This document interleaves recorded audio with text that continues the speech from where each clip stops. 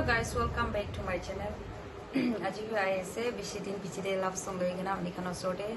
So aji look gola bi suki ase look bimar hoise olebi amni khana sorte. Je bujus koina ki olebi koro koina aina ase to boro breast kino koina side